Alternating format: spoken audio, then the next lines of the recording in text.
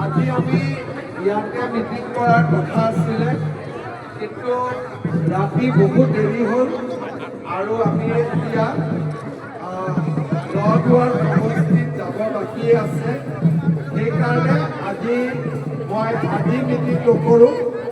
ইলেকশ্যনৰ সময়ত যেতিয়া ৰঙাপাৰাত আহিম, ৰঙাপাৰাত ভালকৈ মিটিং কৰিম। আজি মাত্ৰ আপোনালোকৰ পৰা আশীৰ্বাদ বিচাৰিছোঁ, যাতে 2026 চনত আমি বিজেপি চৰকাৰ গঠন কৰিব পাৰোঁ।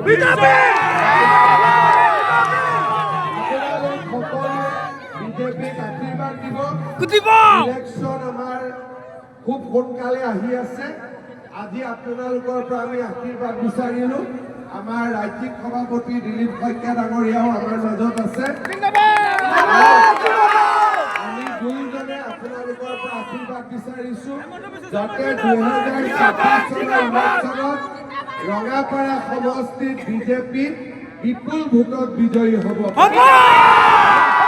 সকলোকে বহুত বহুত ধন্যবাদ জনালোঁ। গুড নাইট, শুভৰাত্ৰি। মোৰ লগত একেলগে